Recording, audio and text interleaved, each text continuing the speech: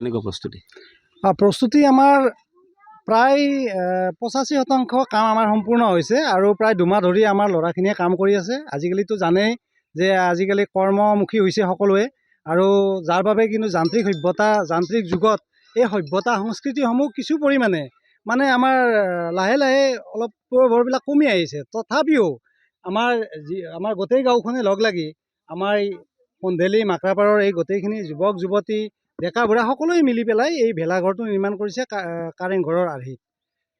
আৰু লগতে আমাৰ মাজত এইবাৰ আমাৰ অতিকে মৰমৰ অসমবাসীৰ মৰমৰ শিল্পী জুবিন গাৰ্গ ডাঙৰীয়া কায়িকভাৱে নোহোৱা হৈছে। তেখেতৰ প্ৰতি আমি শ্ৰদ্ধাঞ্জলি দি তেখেতৰ আমি সোঁৱৰণ কৰাৰ কাৰণে এখন প্ৰতীকী ৰূপত আমি গীটাৰ বনাইছোঁ আৰু তেখেতৰ প্ৰতিকৃতি থাকিব।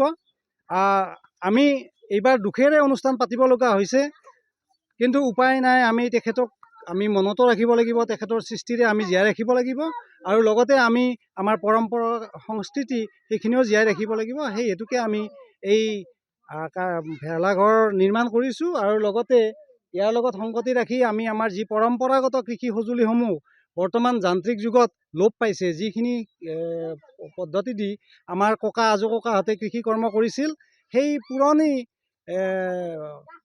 সা সঁজুলিখিনি উপস্থাপন কৰাৰ কাৰণে নতুন প্ৰজন্মৰ মাজত পৰিচয় কৰি দিয়াৰ কাৰণে আমি এখন প্ৰদৰ্শনী ব্যৱস্থা কৰা হৈছে আৰু লগতে সাংস্কৃতিক সন্ধিয়াৰ ব্যৱস্থা কৰা হৈছে। আমি জুবিন গাৰ্গ ডাঙৰীয়াক সোঁৱৰণ কৰিবলৈ আমি তেখেতৰ সৃষ্টিৰাজি গীত বা নৃত্য এইসমূহ আমি উৰুকাৰ আগদিনা আমি এটা ব্যৱস্থা কৰিছোঁ।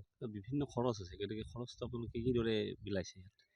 হয়, আমাৰ এই সন্ধেলি মাকৰাপাৰ অনুষ্ঠানটো প্ৰায় 95% মানুহ কৃষিজীৱী বা অতিকে মানে শ্ৰম কৰি খোৱা মানুহ। আমি এই টকাখিনি প্ৰতি ঘৰে আমাক যিখিনি সাধ্য অনুযায়ী দিছে, হয় আমাক টকাৰ যথেষ্ট প্ৰয়োজন হয় বিভিন্ন অনুষ্ঠান পাতিলে, কিন্তু আমাৰ যিখিনি সাধ্য অনুযায়ী আমি ব্যৱস্থা কৰিছে, কিন্তু সেইখিনিয়ে আমি যিমানখিনি পাৰোঁ আমি চেষ্টা কৰিছোঁ।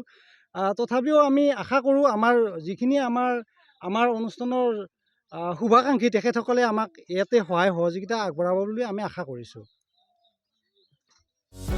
যিকোনো খবৰৰ বাবে যোগাযোগ কৰক আমাৰ এই নম্বৰত 9181 307 221।